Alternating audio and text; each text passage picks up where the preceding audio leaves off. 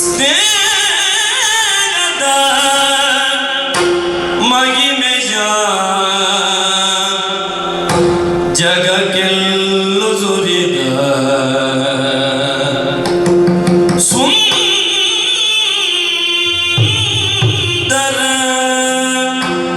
ರೋಪನು ಶ್ರೀ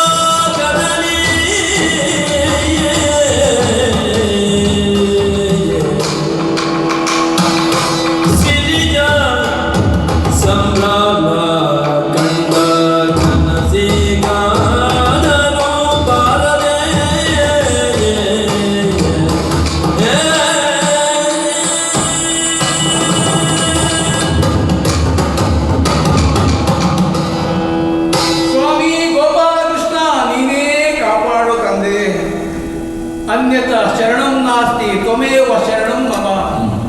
ನಿನಗಿಂತ ಮಿಗಿಲಾದದ್ದು ಪ್ರಪಂಚದಲ್ಲಿ ಯಾವುದೂ ಇಲ್ಲ ಎಂಬ ಹಾಗೆ ನಿನ್ನ ಆರಾಧ್ಯ ಮೂರ್ತಿಯನ್ನು ನನ್ನ ಹೃದಯದ ಸ್ಥಾಪನೆ ಮಾಡಿ ದಿನನಿತ್ಯಲೂ ನಿನ್ನ ಭಜನೆಯನ್ನು ನಾನು ಮಾಡುತ್ತಾ ಇದ್ದೇನೆ. ಏನು ಮಾಡೋಣ ಹೇಳಿ?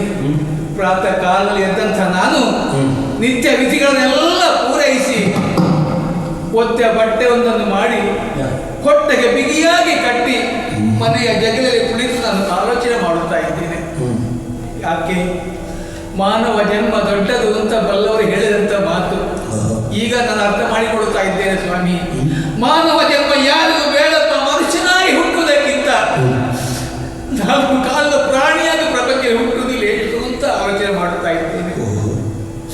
ಬ್ರಹ್ಮವಂಶದಲ್ಲಿ ಹುಟ್ಟಿದೆ ಸ್ವಾಮಿ, ನಾನು ಬ್ರಾಹ್ಮಣನಾಗಿದ್ದೇನೆ. ಹುಟ್ಟಿ ಬೆಳೆದೆ, ಮದುವೆ ಆಯಿತು, ಮಕ್ಕಳಾಯಿತು. ಏನು ಮಾಡೋಣ ಹೇಳಿ? ಇದುವರೆಗೂ ಸಿರಿತನ ಎಂಬುದನ್ನು ಕಣ್ಣಾರೆ ಕಂಡವ ನಾನು. ಅಲ್ಲ ಸ್ವಾಮಿ, ವೇದ ವಿದ್ಯೆ ಎಲ್ಲವೂ ಕೂಡ ಕಲಿತೆ. ಆದರೆ ಸಿರಿವಂತಿಗೆ ಅಂದ್ರೆ ಏನೆಂಬುದನ್ನು ಕಣ್ಣಾರೆ ನೋಡುವುದೇ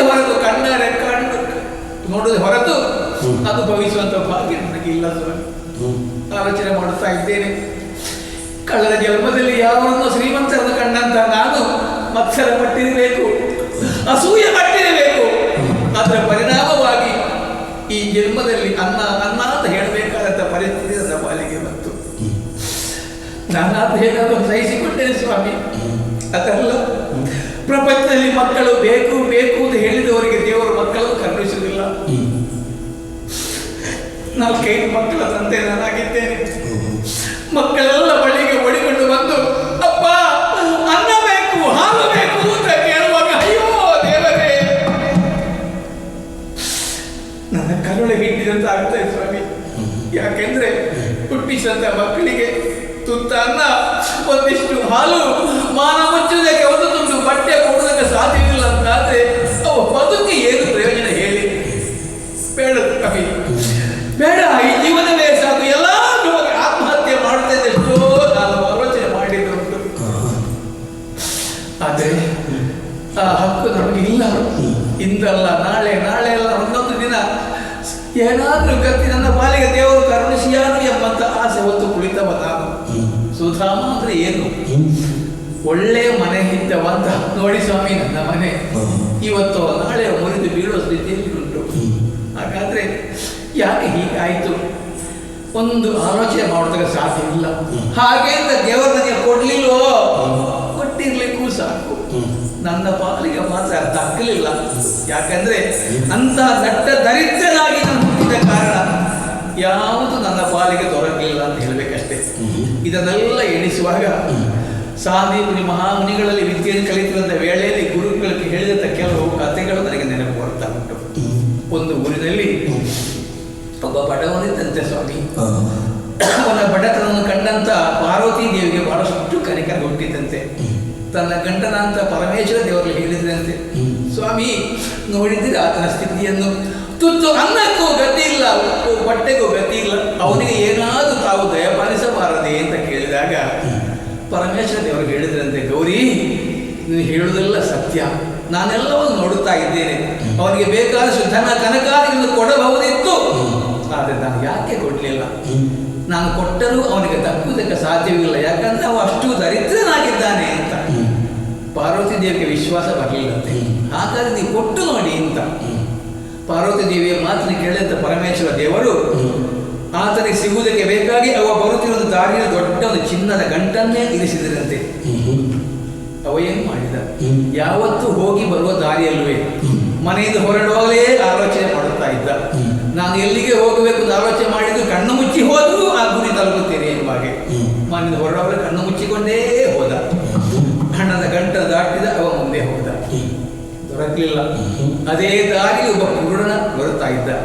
ಊರುಗೋಲಿನ ಆಧಾರದಲ್ಲಿ ಜನಾದ ಈ ಗಂಟಿಗೆ ಊರುಗೋಲು ತಾಗಿದಾಗ ಗೊತ್ತಾಯ್ತು, ಏನೋ ಇದು ಆಭರಣ ಆಗಿರಬೇಕು ಅಂತ ಹಿಡ್ಕೊಂಡು ಮನೆಗೆ ಹೋದ. ಆಲೋಚನೆ ಮಾಡಿ ಕಣ್ಣಿದ್ದವರಿಗೆ ದೇವರು ಕೊಟ್ಟದ್ದು, ಕುರುಡನಿಗೆ ಅದು ಸಿಕ್ಕಿದ್ದು. ಹಾಗೆ ಅಂತ ನನ್ನ ಪಾಲು ಆಗಿರಬೇಕು. ಏನು ಮಾಡೋಣ, ಅಂತೂ ಹುಟ್ಟಿದ್ದೇನಲ್ಲ ಮನುಷ್ಯನಾಗಿ. ಆ ಪರಮಾತ್ಮ ಯಾವಾಗ ನನ್ನ ಜೀವನಕ್ಕೊಂದು ಕೊನೆ ಹೇಳುತ್ತಾರೋ ಹೇಳಲಿಕ್ಕಾಗುವುದಿಲ್ಲ.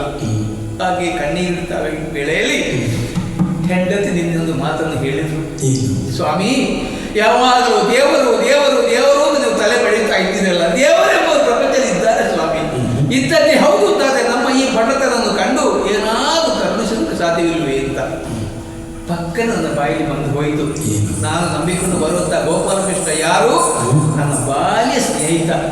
ಸಾಂದೀಪನಿ ಮಹಾಮುನಿಗಳ ಆಶ್ರಮದಲ್ಲಿ ಒಟ್ಟಿಗೆ ನಾವು ಕಲಿತಾ ಇದ್ದವರು ಅಂತ ಹೇಳಿದಾಗ ಅವಳಿಗೆ ನಿಧಿ ಸಿಕ್ಕಿದಂತ ಸಂತೋಷವಾಯಿತು.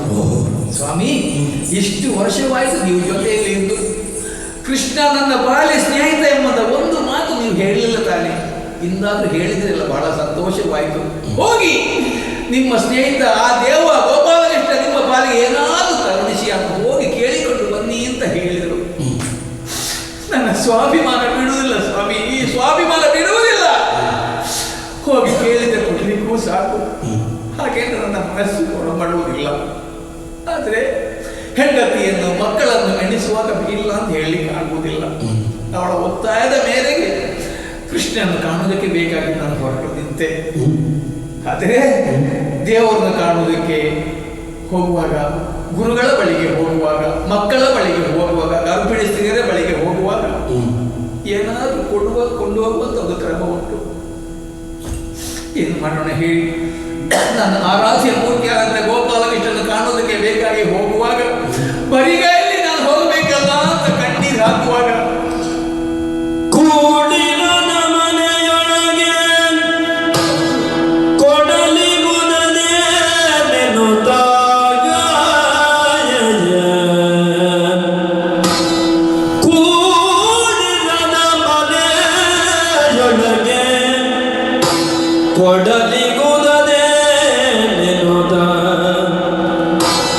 ನೀಲಾಂಬಕಿಯು ಮಣ್ಣಗಡಿಗೆಯಲ್ಲಿ ಕೂಡಿಟ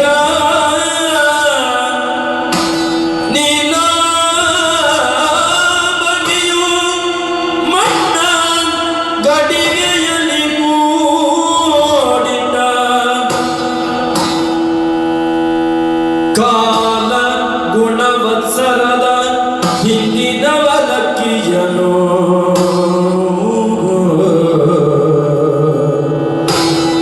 ಹರಿಗೀರೆನುತ ಕೊಡಲು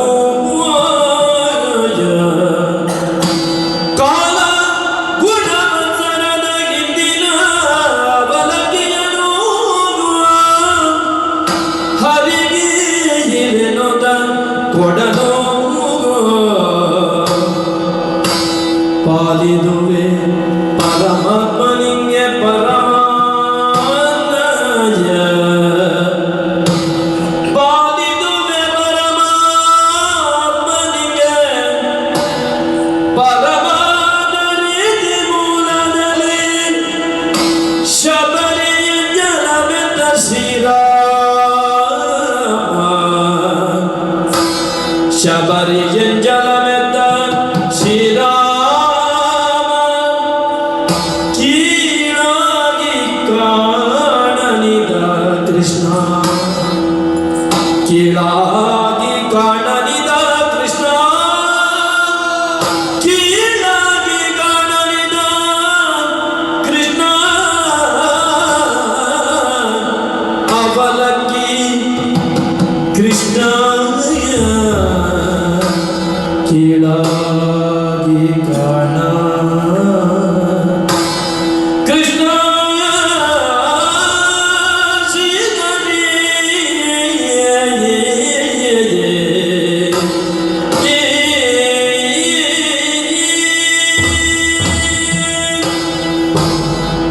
ನನ್ನ ಆರಾಧ್ಯ ಮೂರ್ತಿಯಾದಂಥ ಗೋಪಾಲಕೃಷ್ಣನನ್ನು ಕಾಣುವುದಕ್ಕೆ ಬೇಕಾಗಿ ಹೋಗುವಾಗ ಬರಿಗೈಯಲ್ಲಿ ನಾನು ಹೇಗೆ ಹೋಗಲಿ ಅಂತ ಕಣ್ಣೀರು ಹಾಕುತ್ತಿರುವಂಥ ವೇಳೆಯಲ್ಲಿ ನನ್ನ ಹೆಂಡತಿ ಮನೆಯೊಳಗೆ ಓಡಿ ಹೋದಳು. ಹುಟ್ಟಿದೊಳೆ ಯಾವಾಗಲೋ ಯಾವತ್ತೋ ತಂದಿಟ್ಟಂತ ಪುಷ್ಟಿ ಅವಲಕ್ಕಿ ಉಂಟಿಲ್ಲಿ ಅದನ್ನು ಕೊಟ್ಟಿದ್ದಾಳೆ. ಸ್ವಾಮಿ, ಗೋಪಾಲಕೃಷ್ಣ ಇದನ್ನಾದರೂ ಕೊಡಿ, ತೃಪ್ತಿ ಪಟ್ಟಾನು ಅಂತ. ಹೌದು ಸ್ವಾಮಿ, ಯಾಕೆ? ಅವನ ಬಳಿಯಲ್ಲಿ ಏನು ಇಲ್ಲ ಅಂತಲ್ಲ, ಕೃಷ್ಣಾನ್ನ ಭೋಜನದ ಉಂಡು ಮಲಗಿದಂಥ ಗೋಪಾಲಕೃಷ್ಣನಿಗೆ ನಾನು ಕೊಂಡೋಗಿ ಕೊಡುವಂತೆ ಹುಡಿ ಅವಲಕ್ಕಿ ಅವನಿಗೆ ತೃಪ್ತಿ ಪಟ್ಟಿದ್ದೆ, ಅವ ಸ್ವೀಕರಿಸಿಯಾನೆ ಪಶ್ಚಾತ್ತಾಪವಾಗುತ್ತಾ ಉಂಟು. ಆದರೂ ಮನಸ್ಸಿಗೆ ಒಂದು ಸಮಾಧಾನ. ಅಂದು ಶಬರಿ ಕೊಟ್ಟಂತ ಆ ಎಂಜಲನ್ನು ಶ್ರೀರಾಮಚಂದ್ರ ಹಿಂದೆ ಮುಂದೆ ಆಲೋಚನೆ ಮಾಡಲು ಸ್ವೀಕಾರ ಮಾಡಲಿಲ್ವೇ? ಹಾಗೆ ಅಂತ ಆ ಶಬರಿಯ ಯೋಗ್ಯತೆಯಲ್ಲಿ ನನ್ನ ಹಣೆ ಬರ ಎಲ್ಲಿದೆ? ಯಾಕೆಂಬ ನಾನಿನ್ನೂ ಕೂಡ ಬದುಕಿ ಉಳಿದಿದ್ದೇನೆ. ಏನೇ ಆಗಲಿ ಕೃಷ್ಣನ ಬಳಿಗೆ ಹೋಗಿ ಏನಾದರೂ ಪಡ್ಕೊಂಡು ಬರುವುದಕ್ಕೆ ನನ್ನ ಸ್ವಾಭಿಮಾನ ಕೀಳುವುದಿಲ್ಲ.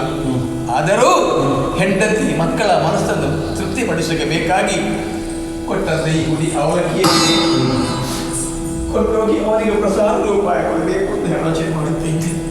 ಕೃಷ್ಣ, ಗೋಪಾಲ ಕೃಷ್ಣ, ಓ ಶ್ರೀಹರಿಯೇ, ಏನಪ್ಪ ನಿನ್ನ ಮಾಯೆ?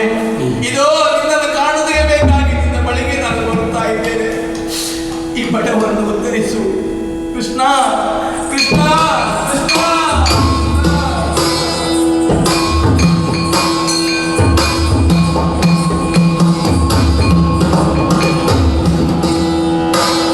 ಬಂದ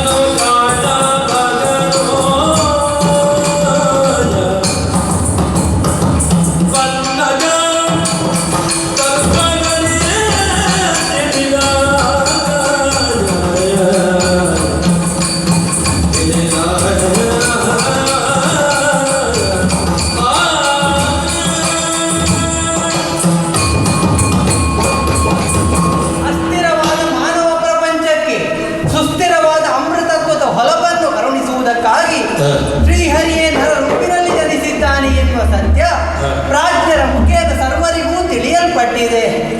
ವಸುದೇವ ದೇವಕಿಯರಿಗೆ ಮಗನಾಗಿ ಜನಿಸಿದರೂ ನಂದಗೋಪ ಯಶೋದೆಯರಿಗೆ ಮಗನಾಗಿ ಬೆಳೆದೆ. ಬಾಲ್ಯದಿಂದಲೇ ನನ್ನನ್ನು ದ್ವೇಷಿಸುತ್ತಾ ಬಂದವ ನನ್ನ ಮಾವನಾದ ಕಂಸ ನನ್ನ ವಧೆಗಾಗಿ ಅನೇಕರನ್ನು ಕಳುಹಿಸಿಕೊಟ್ಟ. ಧರ್ಮದ ಸಂರಕ್ಷಣೆಗಾಗಿ ಅವರೆಲ್ಲರನ್ನು ಸಂಹರಿಸಿದೆ, ಮಾವನನ್ನೂ ಸಂಹರಿಸಿದೆ.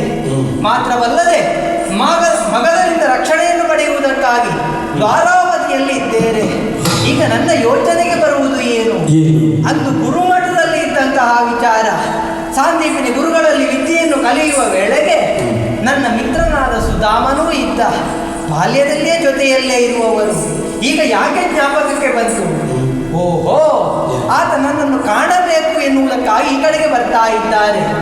ನೋಡಿ ನೋಡಿ, ಆತನನ್ನು ಕಾಣುವಾಗ ಆತನ ಮನಸ್ಸಿನಲ್ಲಿ ಒಂದು ರೀತಿಯ ಭೀತಿ, ಕಣ್ಣಲ್ಲಿ ಯಾವುದೋ ಒಂದು ಕಾಂತಿ. ಅದನ್ನು ಸ್ವಲ್ಪ ಪರೀಕ್ಷೆ ಮಾಡಬೇಕು. ಹೇಗೆ ನೋಡಿ.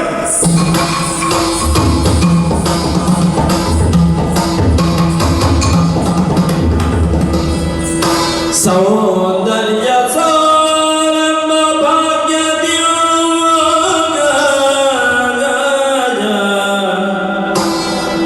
ಸೌಂದರ್ಯ ಸೌರಮ್ಮ ಭಾಗ್ಯದ್ಯೋಗ ವರಮಗ ಸಿಂಧು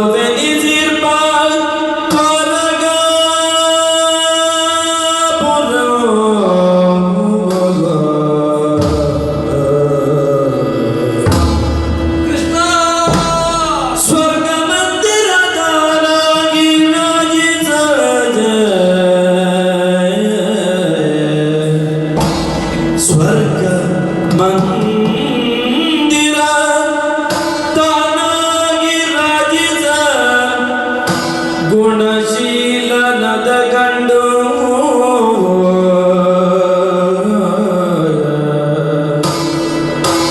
ಇದುವೇ ಕೃಷ್ಣವನಗೆ ಇದುವೇ ಕೃಷ್ಣ ಭವನ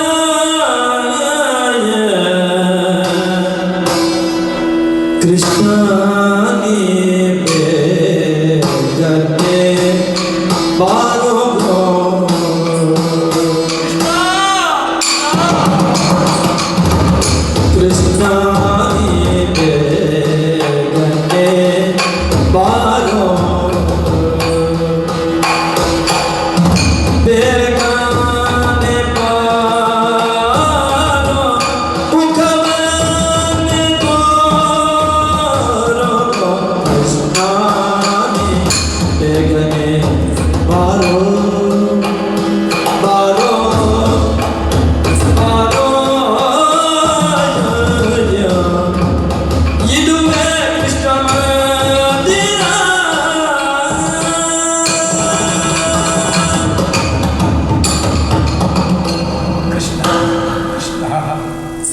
ನಿನ್ನ ದಿವ್ಯ ಮಂಗಳ ರೂಪವನ್ನು ಕಂಡು ಸಂತೋಷ ಪಡಬೇಕೆಂಬಂತ ಸದುದ್ದೇಶ ಇಟ್ಟುಕೊಂಡು ಮನೆಯಿಂದ ಹೊರಟು ಬಂದಂತ ನಾನು ನೇರವಾಗಿ ಸಮುದ್ರ ತೀರವನ್ನು ಬಂದು ಸೇರಿದೆ. ಅಂಬಿಗೆ ಸ್ವಲ್ಪ ಸಿಕ್ಕಿದ. ದ್ವಾರಕ್ಕೆ ಹೋಗಬೇಕು ಅಂತಾದರೆ ಸಮುದ್ರ ದಾಟಿ ಹೋಗಬೇಕು. ದೋಣಿ ನಡೆಸಬೇಕು ಅಂತಾದರೆ ಏನಾದರೂ ರೊಕ್ಕ ಕೊಡಬೇಕು ಅಂತ ಕೈಯ ಚಾಚಿದ. ಕೊಡುವಂಥ ಸಾಮರ್ಥ್ಯ ನನ್ನಲ್ಲಿ ಇಲ್ಲದ ಕಾರಣ, ಅಯ್ಯ ನನ್ನಲ್ಲಿ ಏನೂ ಇಲ್ಲ, ನಾನು ಕೃಷ್ಣನ ಬಾಲ್ಯ ಸ್ನೇಹಿತ ಅಂತ ಹೇಳಿದರೂ ಕೂಡ ಆತ ಕೇಳಲಿಲ್ಲ.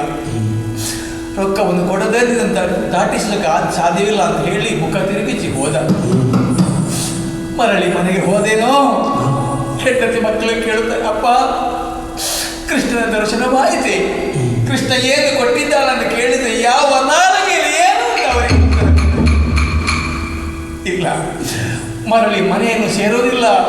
ಕೃಷ್ಣ ಕೃಷ್ಣ ಅಂತ ಅವನನ್ನೇ ಧ್ಯಾನ ಮಾಡುತ್ತಾ ತಪ್ಪನೆ ಸಮುದ್ರವನ್ನು ಕಣ್ಣು ಬಿಟ್ಟು ನೋಡುತ್ತಾ ಇದ್ದೇನೆ.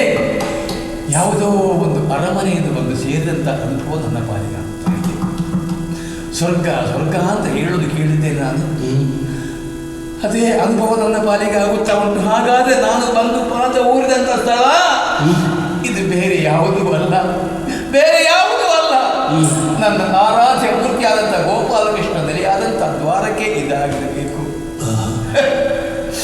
ನಾನೆಂಥ ಮೂಢನಾಗಿ ಬಿಟ್ಟೆ, ನಾನೆಂಥ ಹುಚ್ಚನಾಗಿ ಬಿಟ್ಟೆ. ಬಾಲ್ಯ ಸ್ನೇಹಿತ ಎಂಬಂತ ಅಭಿಮಾನ ಹೆಚ್ಚಾದ ಕಾರಣ ಕಾಣಬೇಕು ಅಂತ ಅವನ ಬಳಿಗೆ ಬಂದೆ. ಅವ ನನ್ನನ್ನು ಕಂಡಾನೆ, ನನ್ನ ಮುಖವನ್ನು ನೋಡಿಯಾನೆ, ನನ್ನಲ್ಲಿ ಮಾತಾಡಿಯಾನೆ. ಖಂಡಿತ ಸಾಧ್ಯವಿಲ್ಲ, ಇದು ಎಲ್ಲ ಕನಸಿನ ಗಂಟು ಅಂತ ಹೇಳಬೇಕಷ್ಟೇ. ಒಂದು ಮಾತುಂಟು, ತಿರುಕನೂರು ಅನೂರ ಮುಂದೆ ಮುರುಕು ಧರ್ಮ ಶಾಲೆಯಲ್ಲಿ ಹೊರಗಿರುತ್ತಲೊಂದು ಕನಸ ಕಂಡಂತವೆ. ಪುರದ ರಾಜ ಸತ್ತ ನಮಗೆ ವರ ಕುಮಾರರಿಲ್ಲದಿರಲು ಕರಿಯ ಕೈಗೆ ಕುಸುಮ ಮಾಲೆ ಇತ್ತು ಪುರದಳು ಅಂತ. ಒಬ್ಬ ತಿರುಕನಿದ್ದಂತೆ ಮನೆಯಲ್ಲಿ ಭಿಕ್ಷೆಯನ್ನೆತ್ತಿ ಎಲ್ಲೋ ಮಲಗಿದ್ದನಂತೆ. ಆತನಿಗೊಂದು ಕನಸು ಕಟ್ಟಿತು. ಊರಿನ ಅರಸ ಸತ್ತ, ಯುವರಾಜ ಪಟ್ಟವನ್ನು ಏರುವುದಕ್ಕೆ ಅರಸನಿಗೆ ಮಕ್ಕಳಿಲ್ಲದ ಕಾರಣ ಆನೆಯ ಸುಂಡಿಯಲ್ಲಿ ಮಾಲೆ ಕೊಟ್ಟು, ಆನೆ ಯಾರ ಕೊರಳಿಗೆ ಮಾಲೆ ಹಾಕಿತೋ ಅವರನ್ನೇ ಅರಸನಾಗಿ ಮಾಡೋದು ಅಂತ. ಆನೆ ನೇರವಾಗಿ ಬಂದು ಎಲ್ಲೋ ಮಲಗಿದಂಥ ತಿರುಕನ ಕೊರಳಿಗೆ ಮಾಲೆಯನ್ನು ಹಾಕಿದಂತೆ. ಒಂದು ಊರಿನ ಅರಸನಾದ, ಪಟ್ಟ ಕಟ್ಟಿದ, ಮಕ್ಕಳಾಯಿತು, ಎಲ್ಲವಾಯಿತು. ಕಣ್ಣು ಬಿಟ್ಟು ನೋಡಿದಾಗ ಏನಿಲ್ಲ, ಮೊದಲಿನಂತೆ ಮರದ ಬುಡದಲ್ಲಿ ಮಲಗಿದ್ದಾರಂತೆ. ನನ್ನ ಗತಿಯು ಕೂಡ ಹಾಗೆ ಆಯಿತು. ಕನಸನ್ನು ಕಟ್ಟಿಕೊಂಡು ಇಲ್ಲಿಗೆ ಬಂದೆ. ನನ್ನನ್ನು ಕೃಷ್ಣ ನೋಡಿಯಾನು, ಮಾತಾಡಿಯಾನು ಅಂತ ಅಭಿಮಾನ ನನಗೆ ಇತ್ತು. ಆದರೆ ಕಾಣಲಿಕ್ಕಿಲ್ಲಪ್ಪ. ಈ ಪಾಪಿ ಊರಿದಂಥ ಊರು, ಈ ಕಾಲು ಇನ್ನು ಕೊಳಗಾಗಿ ಹೋಯ್ತಲ್ಲ. ಕೃಷ್ಣ ಎಲ್ಲಿದ್ಯಪ್ಪ? ಇದೋ ನಿನ್ನನ್ನು ಕಾಣೋದಕ್ಕೆ ಬೇಕಾಗಿ ಬಡವ ಬಂದಿದ್ದೇನೆ ಕೃಷ್ಣ, ನಿನ್ನ ಮುಖವನ್ನು ತೋರಿಸಬಾರದೆ ಕೃಷ್ಣ. ಕೃಷ್ಣ ಬಂದನು ಗೋವಿಂದ ಸತಿಯ ಚಂದದಿ ಗೂಡುತ್ತಾಯ. ಬಂದನು ಬಂದನು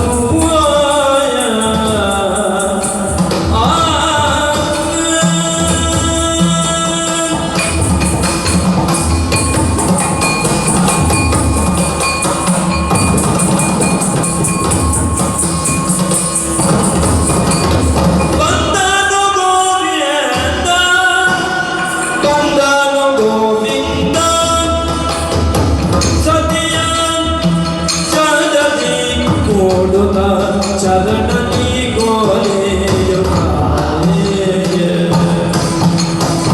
ಮುಂದಕ್ಕೆ ಕೈ ನೀಡುತ್ತ ಕರೆತಂದೋ ಸುಧಾ ಹೃದಯ ಕನಕ ಪೀಠವ ಇರಿಜಿದ.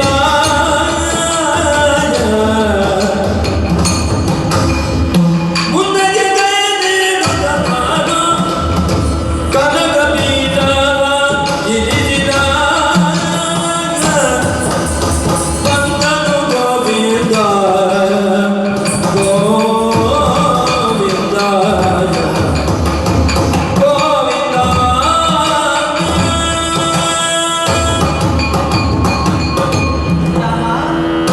ಏನೋ ಇದು? ಈ ಬಾಲ್ಯ ಸ್ನೇಹಿತನ ನೆನಪೇ ಆಗಲಿಲ್ವೇ ನಿನಗೆ? ನೆನಪಾಯ್ತು ಕೃಷ್ಣ. ನನ್ನ ಮನೆಯವರೆಗೆ ಬಂದಿರುವೆ, ಹಾಗೆ ಹಿಂದೆ ಹೋಗ್ತಾ ಇದ್ದೀಯಲ್ಲ. ಏನು ಮಿತ್ರ ನೆನಪೇ ಇಲ್ವ ಹೇಗೆ? ಹಾಗೆಲ್ಲವಪ್ಪ. ಮತ್ತೆ ಎಲ್ಲಿಂದ ಹುಡುಕುತ್ತಾ ಮುಂದೆ ಬಂದದ್ದೇ ಹೊರತು ಮರಳಿ ಹೋಗುವುದಕ್ಕೆ ಮನ ಮಾಡಿದವನಲ್ಲ. ಅಲ್ವೇ? ಇದೋ ಸಂತೋಷದಿಂದ ಕರೆತಂದಿದ್ದೇನೆ. ಈ ಕನಕ ಪೀಠವನ್ನು ಇಟ್ಟಿದ್ದೇನೆ, ಕುಳಿತುಕೋ. ಕೇವಲ ಕುಳಿತುಕೊಳ್ಳಿಸುವುದು ಮಾತ್ರವಲ್ಲ, ಇದೋ ಕ್ಷೀರವನ್ನು ತಂದಿದ್ದೇನೆ, ಕುಡಿ. ಬೇಡ ಕೃಷ್ಣ, ಯಾಕೆ? ಬೇಡ. ನೀನೇನೋ ಕುಡಿಯೋದಕ್ಕೆ ಬೇಕಾಗಿ ಹಾಲನ್ನು ಕೊಡುತ್ತಾ ಇದ್ದೆ. ಆದರೆ ಪ್ರಪಂಚದಲ್ಲಿ ಎಷ್ಟು ಮಕ್ಕಳು ಹಾಲಿನ ಮುಖವನ್ನು ನೋಡದೆಷ್ಟು ಸಮಯವಾಯಿತು ಏನೋ. ಆದ್ದರಿಂದ ಹೇಳಿದೆಯಲ್ಲ, ಇದಷ್ಟೇ ಸಂತೋಷವಾಯಿತು ಕೃಷ್ಣ. ಬೇಡ. ಆದರೆ ಸ್ವೀಕರಿಸುವುದಿಲ್ಲ. ನಿನ್ನ ಪ್ರೀತಿಯ ಮಾತುಗಳನ್ನು ಕೇಳಿ ನನಗೆ ಅಷ್ಟೇ ಸಂತೋಷವಾಯಿತು ಅಲ್ವೋ? ನಿನ್ನನ್ನು ಕಾಣುವಾಗ ನನಗೆ ಆಶ್ಚರ್ಯವಾಗುತ್ತದೆ. ನಿನ್ನೆಲ್ಲ ಮರೆತೆಯೋ ಹೇಗೆ? ಯಾವುದು? ಶರಣಗೋದ ಕುಲ ಚಂದ್ರಾಯ ನೀನು ಶರಣ ಗೋದ ಕುಲ ಚಂದ್ರಾಯ ನನ್ನ ಹರಣದ ಗೆಳೆಯ ಹರಣದ ಗೆಳೆಯ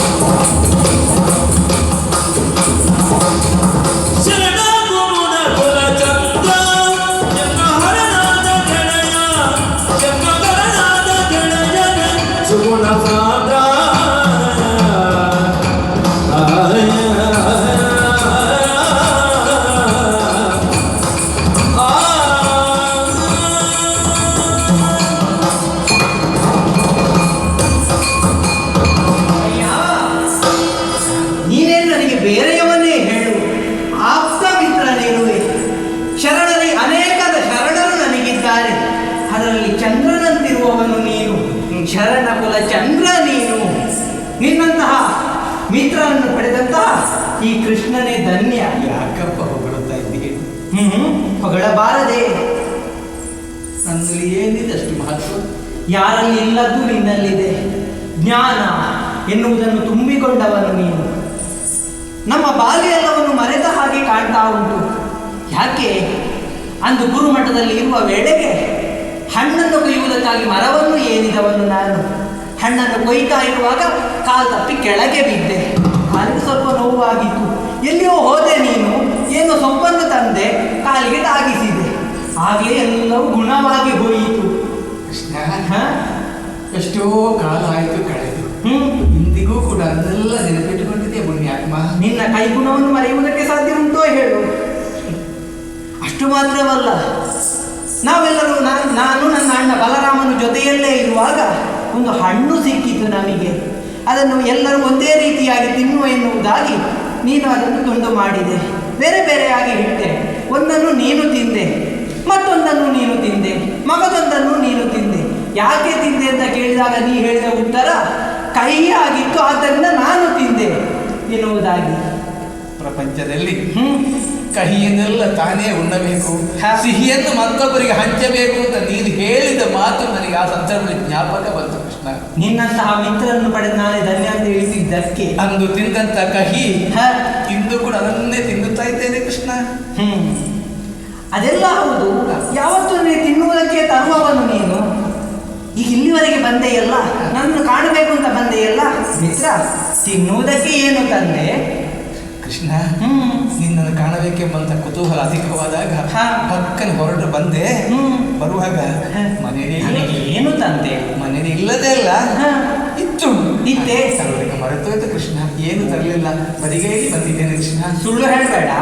ನೀನು ಬರಿಗೈಯಲ್ಲಿ ಬಂದು ಅದೇನು? ಏನಿಲ್ಲ ಕೃಷ್ಣ, ಸುಳ್ಳು ಹೇಳಬೇಡ. ಇಲ್ಲ ಕೃಷ್ಣ, ಏನು ತರಲಿಲ್ಲ.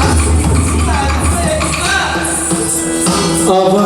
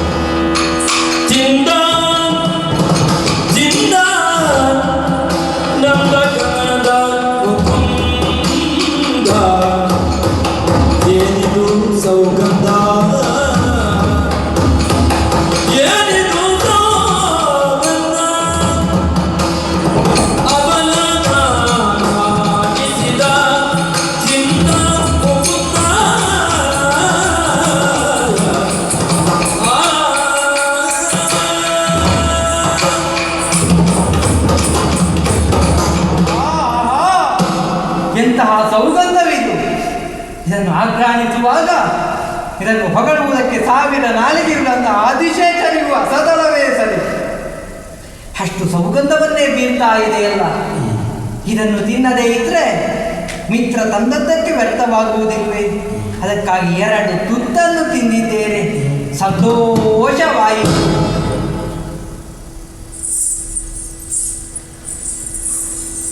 ಮಿತ್ರ, ನಿನ್ನನ್ನು ಕಂಡು ಬಹಳ ಸಂತೋಷವಾಯಿತು. ಆಶ್ಚರ್ಯಚಕಿತನಾಗಿದೆ ಕೃಷ್ಣ.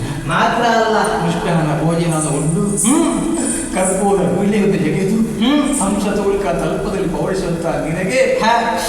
ನಾನು ತಂದೆಗೆ ಹುಟ್ಟಿ ಅವಲಕ್ಕಿ ಸಿಹಿ ಆಯ್ತೆ, ರುಚಿ ಆಯ್ತೆ ಕೃಷ್ಣ. ಇದರ ಎದುರಿಗೆ ಅದು ಯಾವುದೂ ಲೆಕ್ಕಕ್ಕೆ ಇಲ್ಲ. ಯಾಕೆ? ಮಿತ್ರ ಪ್ರೀತಿಯಿಂದ ತಂದಿದ್ದಾನೆ ಅಂತ ಸಂತೋಷದಿಂದ ತಿಂದಿದ್ದೇನೆ, ಬಹಳ ಸಂತೋಷವಾಯಿತು. ಅದೆಲ್ಲ ಹೌದು. ಮನೆಯಲ್ಲಿ ಎಲ್ಲ ಹೇಗಿದ್ದಾರೆ? ಮದುವೆ ಏನಾದರೂ ಆಗಿದೆಯೋ ಹೇಗೆ? ಮದುವೆ ಆಗಿದೆ ಕೃಷ್ಣ, ಮದುವೆ ಆಯ್ತು, ಮಕ್ಕಳ. ನೀನು ಮಾತಾಡ್ಬೇಡ. ಯಾಕಪ್ಪ? ಮದುವೆಗೆ ನನಗೊಂದು ಹೇಳುವುದಲ್ವಾ? ಹೇಳಿಕೆ ಕೊಡ್ಲಿಕ್ಕಿಲ್ವ ಮಿತ್ರನಿಗೆ? ಬಂದು ಪಾಯಸದ ಊಟ ಮಾಡಿ ಬರ್ತಿದ್ದೆ. ಪುಣ್ಯಾತ್ಮ, ಮದುವೆ ಆಗುವ ಸಂದರ್ಭದಲ್ಲಿ ನನ್ನ ಬಾಲ್ಯ ಸ್ನೇಹಿತನಾದಂತ ನಿನ್ನ ನೆನಪಾಯಿತು ನನಗೆ. ಅದು ಯಾಕೋ ಹೇಳೋದಕ್ಕೆ ಮಾಡಿ ಕ್ಷಮಿಸಪ್ಪ. ಹೇಳದಿದ್ರೆ ಮನಸ್ಸಿನಲ್ಲಿ ನನ್ನ ನೆನಪಿತ್ತಲ್ವಾ, ಅಷ್ಟು ಸಾಕು. ಕ್ಷಮಿಸು. ಆದರೆ ನನ್ನ ಮದುವೆ ಬಗ್ಗೆ ನೀನು ಕೇಳುತ್ತಾ ಇದ್ದಿ. ನಿಜ, ನಾನು ಒಂದೇ ಮದುವೆ ಆದದ್ದು. ನಿನಗೂ ಕೂಡ ನಿನ್ನ ಮದುವೆ ವೇಳೆಯಲ್ಲಿ ನಾನೊಬ್ಬ ಇದ್ದೇನೆ ಅಂತ ಹೇಳಲಿಕ್ಕೆ ಮನಸ್ಸು ಬರಲಿಲ್ಲ ತಾನೆ. ಮದುವೆ ಆಗಿ ಹೋಯಿತು, ಮತ್ತೆ ನೆನಪಾಯಿತು. ಈಗಲಾದ್ರೂ ಬಂದೆ. ನೋಡು, ಎಲ್ಲರಿದ್ದಾರೆ, ಅಷ್ಟಮಹಿಷಿಯರು. ರುಕ್ಮಿಣಿ ಜೊತೆಯಲ್ಲೇ ಇದ್ದಾಳೆ. ಹೌದು ಹೌದು. ಇಲ್ಲಿವರೆಗೆ ಬಂದದ್ದು ಯಾಕೆ? ಎಲ್ಲರೂ ಕ್ಷೇಮದಿಂದ ಇದ್ದಾರಲ್ಲ, ಹೆಂಡತಿ ಮಕ್ಕಳೆಲ್ಲ ಇದ್ದಾರೆ. ಸಂತೋಷ. ನಿನ್ನನ್ನು ಕಾಣಬೇಕು, ಮಾತಾಡಬೇಕು ಅಂತ ಮನಸ್ಸಾಯಿತು. ಅದಕ್ಕೆ ಬೇಕಾಗಿ ಪಕ್ಕದ ಹೊರಟು ಬಂದೆ. ನಿನ್ನನ್ನು ಕಂಡೆ, ನಿನ್ನ ಮಂಗಳ ಮೂರ್ತಿಯನ್ನು ನೋಡಿದೆ, ನಿನ್ನ ಮುತ್ತಿನ ಮಾತನ್ನು ಕೇಳಿದೆ. ಇನ್ನೇನು ನನಗೆ ಆಸೆ ಇಲ್ಲ ಕೃಷ್ಣಯ್ಯ. ಇದ್ರೆ ಹೇಳು. ಇಲ್ಲ, ಯಾವ ಆಸೆ ಇಲ್ಲ. ಏನಾದರೂ ಬೇಕಾದ್ರೆ ಕೇಳಿಕೊ. ನೀನೇ ನನ್ನ ಬಾಲ್ಯ ಸ್ನೇಹಿತ ಅಂತಾದರೆ ನನಗೇನು ಬೇಕು ಹೇಳು? ಎಲ್ಲವೂ ಕೂಡ ನೀನೇ ಅಲ್ವೇ? ಸರಿ, ನಿನ್ನ ಮನಸ್ಸನ್ನು ಅರ್ಥೈಸಿಕೊಂಡೆ. ನೀನೀಗ ಹೊರಟದ್ದ? ನನಗೋಸ್ಕರವಾಗಿ ಮನೆಯಲ್ಲಿ ಕಾಯುವಲ್ಲಿಲ್ವೇ? ಅಲ್ಲ, ಸ್ವಲ್ಪ ದಿವಸ ಇಲ್ಲೇ ಇದ್ದು ಹೋಗು. ಇಲ್ಲ, ಬೇಕಾದಷ್ಟು ಊಟ ಮಾಡಬಹುದು ಅಂತ ಆಸೆ ನಿನಗೇ ಇಲ್ಲ ಅಂತಲ್ಲ, ನನಗೂ ಇದೆ. ಇನ್ನೊಮ್ಮೆ ಸಾವಕಾಶದಲ್ಲಿ ಹೊರಟು ಬರ್ತೇನೆ. ಆಗ್ಬಹುದು, ಹೋಗುವುದೌದು. ಹೇಗೆ ಹೋಗ್ತಿ? ನಡ್ಕೊಂಡೇ ಬಂದಿದ್ದೇನೆ, ನಡ್ಕೊಂಡೇ ಹೋಗು. ನೀನು ನಡ್ಕೊಂಡು ಹೋಗುವುದಲ್ಲ, ಗರುಡನನ್ನು ಏರಿಕೊಂಡು ಹೋಗ್ಬೇಕು. ಯಾರು? ನೀನು. ಕೃಷ್ಣ, ಗರುಡ ನನಗೆ ಪ್ರಪಂಚದಲ್ಲಿ ಗರುಡ ವಾಹನ ನೀನು ಒಬ್ಬನೇ ಕೃಷ್ಣ. ಗರುಡನ್ನು ಏರುವಂತ ಯೋಗ ಭಾಗ್ಯ ನನಗಿಲ್ಲ ಕೃಷ್ಣಯ್ಯ. ನಾನು ಗರುಡನನ್ನು ಏರುವುದಕ್ಕೆ ಕಾರಣ ಏನು? ಸಂಪತ್ತಿಗೆ ಒಡೆಯನಾದ ಕಾರಣ ಗರುಡನನ್ನು ಏರುತ್ತೇನೆ. ನೀನು ಜ್ಞಾನ ಸಂಪತ್ತಿಗೆ ಒಡೆಯನಲ್ವೇ? ನಿನ್ನಲ್ಲಿದ್ದಷ್ಟು ಜ್ಞಾನ ಮತ್ತೆ ಯಾರಲ್ಲಿದೆ ಹೇಳು? ಒಂದು ಮಾತು ಕೃಷ್ಣಯ್ಯ, ಪುಸ್ತಕದ ಬದನೆಕಾಯಿ ಆಗುವುದಿಲ್ಲ. ಅದು ಮಾತಿಗೆ ಹೇಳಲಿಕ್ಕೆ ಚಂದ, ಅದನ್ನು ಅರ್ಥ ಮಾಡಿಸಿಕೊಂಡ್ರೆ ಎಷ್ಟು ಅರ್ಥವಾಗ್ತದೆ. ಗರುಡ ಬಂದಿದ್ದಾನೆ, ಏರಿಕೋ. ಮಾತು ಹಾಗೆ ಇರುವುದು ಹೌದು. ಒಳ್ಳೆ ಹೇಳೋದಕ್ಕೆ ನಾನು ಎಷ್ಟರ ಮಾಡ್ತೀನವ ಹೇಳು. ಇನ್ನೊಮ್ಮೆ ಬಾ ಮಿತ್ರರನ್ನು ನೋಡುವುದಕ್ಕೆ.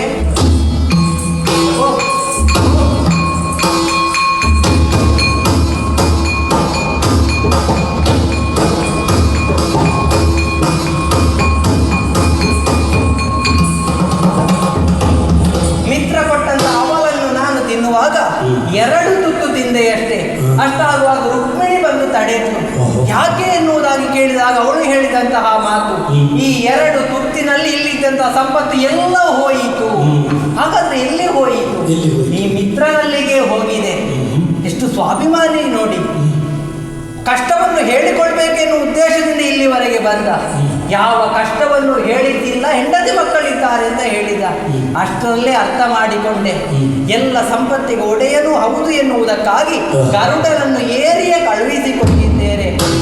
ಎಲ್ಲಿಂತಹ ಭಕ್ತರಿರ್ತಾರೋ ಅಂತಲ್ಲಿ ನನ್ನಂತಹ ದೇವರಿಗೆ ಒಳ್ಳೆಯ ಹೆಸರು ಬರ್ತದೆ ಎನ್ನುವುದೇ ಸ್ಪಷ್ಟವಾಯಿತು. ಇಂತಹ ಮಿತ್ರರು ಎಲ್ಲರಿಗೂ ಸಿಗಲಿ ಎನ್ನುತ್ತಾ ಇಲ್ಲೇ ಸಂತೋಷದಲ್ಲಿ